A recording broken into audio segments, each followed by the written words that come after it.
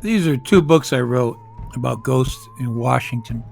I've lived here for a long, long, long, long time. And I lived downtown. I used to live downtown. Some guy on Amazon got all upset because he said this wasn't a serious study of, well, it's ghost and I don't take it seriously. Um, but I did write it factually. I did write these two books factually. I've been to all of the places I write about. I talked to some people, the guards at the Capitol building, if you take them aside and ask them about ghost stories, what have you seen here at night? Because they shift, it changes shifts. They'll all tell you a ghost story they've got hidden away someplace. These are serious guys, well-trained men that guard the U.S. Capitol building. Same thing with the White House police. So I covered the White House in one book, The Ghost of the White House, and I cover the Capitol building and all the surrounding areas to the Capitol building. I think I included a story in West Virginia, way over in the state of Virginia and in Maryland, to try to make it broad-based. The books are moderately priced. I don't have the price in front of me. Here's the primary problem I have. I don't think, and I've said this before, I refuse to believe that. I think God loves us all. He loves you. He loves me. We're special to him. That's my belief. And he holds us all dear, and we're all separate and great. And he's our father. And really, is this what happens when you die? He goes, come on, everybody, come on in, come on to heaven. This is great. It's so happy to see you, except you, Larry.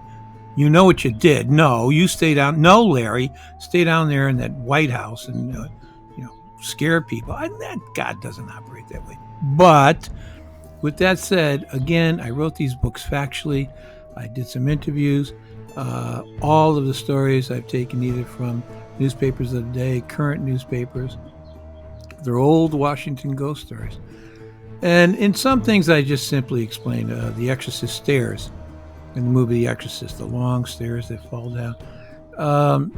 They were built. There was a writer, a well-known writer, who lived at the top of the stairs. And she was furious that they were putting those stairs there. Georgetown, that's in Georgetown.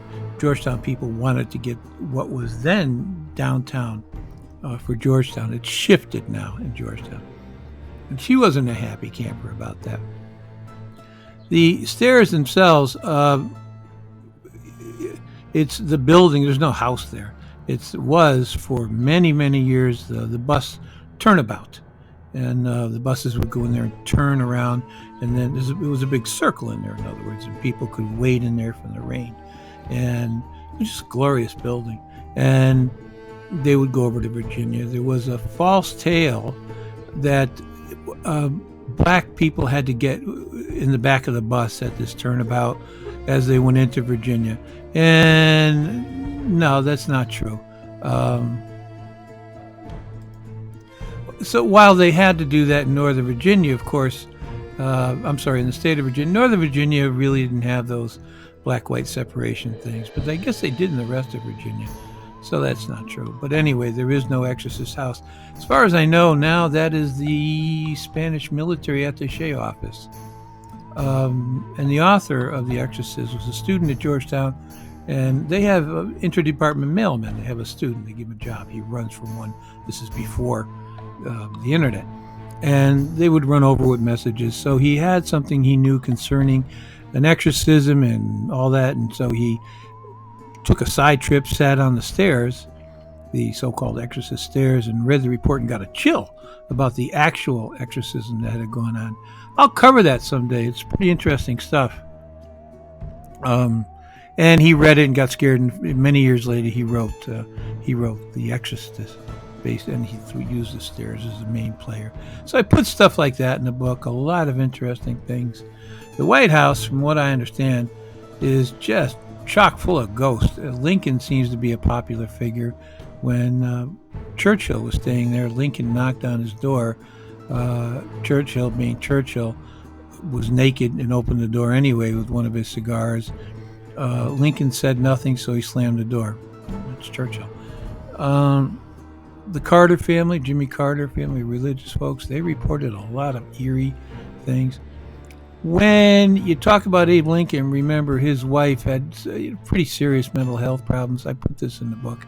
And she was into spiritualism, which was the thing of the day then. And so she was into it a lot. And she was, so bear that in mind when you hear those stories. The Capitol Hill building at night is a scary place. I've been in there late at night. It's long, dark halls. And so there's a lot of stories in there about the cat that has the black cat that has appeared to virtually everyone on the third shift. It's a black cat, the guards call it. They see it coming towards them, and as it gets closer, it turns into an enormous black cat. Is it true? Who knows?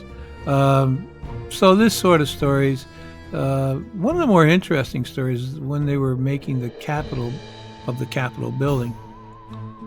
A painter fell and was killed. And according to, we're not going to go into names here, it was a congressman. You can hear him, the pitter-patter of his feet late at night in the building. So I tried to make the stories interesting.